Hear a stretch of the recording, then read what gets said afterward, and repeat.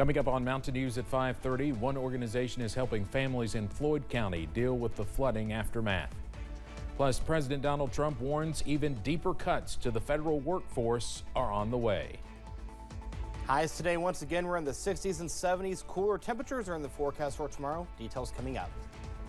Dedicated to southern and eastern Kentucky, this is WYMT Mountain News at 5:30. Good evening, I'm Steve Hensley. In Floyd County, many communities were soiled by the floodwaters that recently poured through the mountains.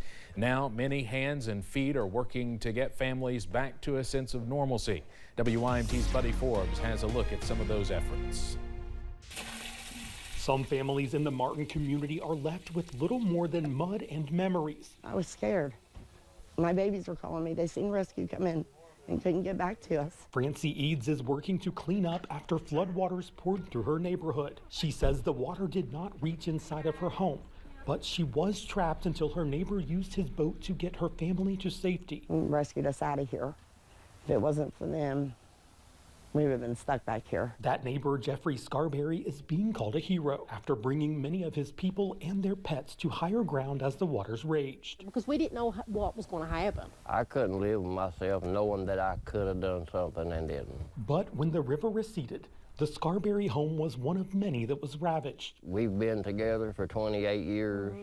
This is our 28 years. And it all disappeared in a matter of hours. In their efforts to clean up and find help, the couple was introduced to Jill Ashlock with Reach Out Worldwide. This lady came to us and offered us something that we never could have imagined possible. Yeah. She offered us hope. The group, founded by late actor Paul Walker, works in many capacities to help communities impacted by disaster. But for the Scarberries, they are working to help them salvage what they can from the flood.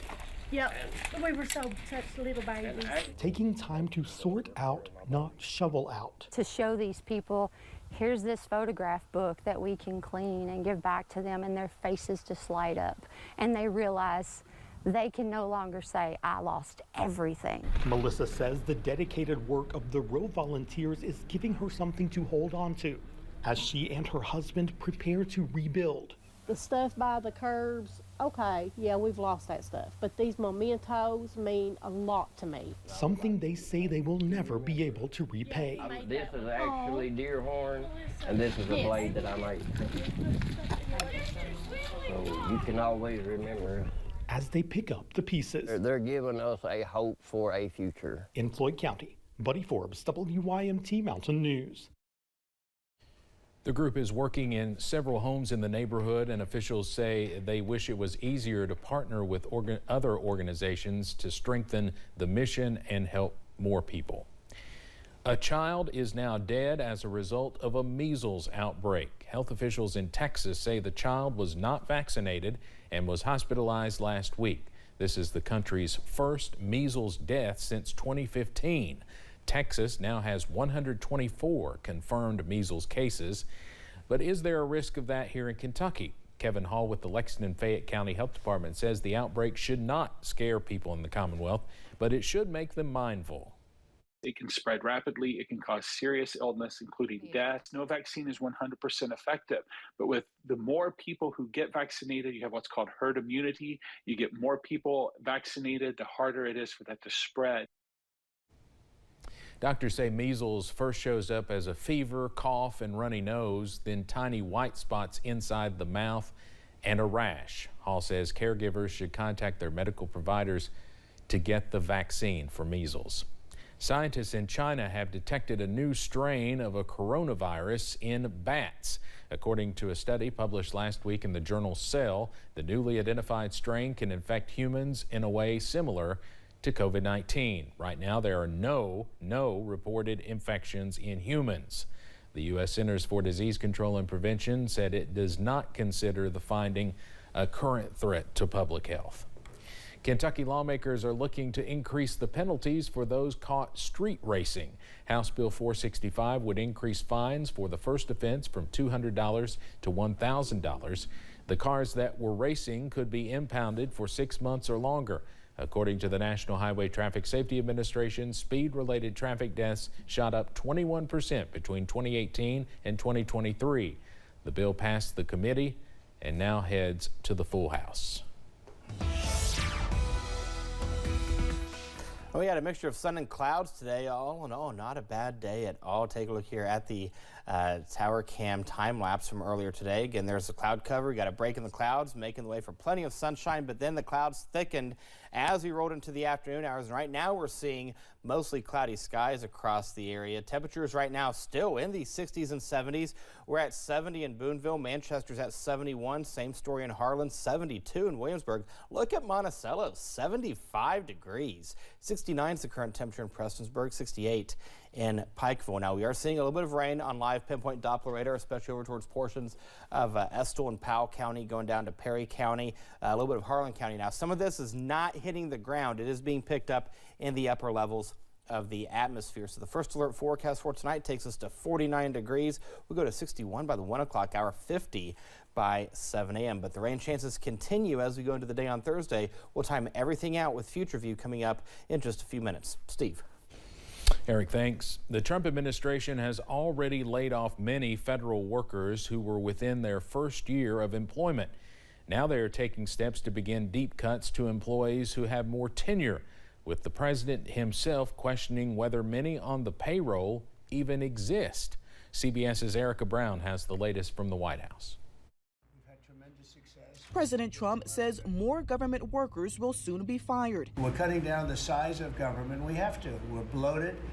We're sloppy. We have a lot of people that aren't doing their job. We have a lot of people that don't exist. The announcement came as he held the first cabinet meeting of his second term. The government agency heads received a memo today instructing them to submit reorganization plans by March 13th that include large-scale reductions in force.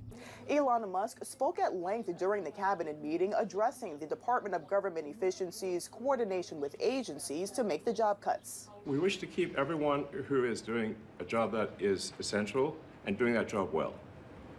But if the job is not essential or they're not doing the job well, they obviously should not be on the public payroll.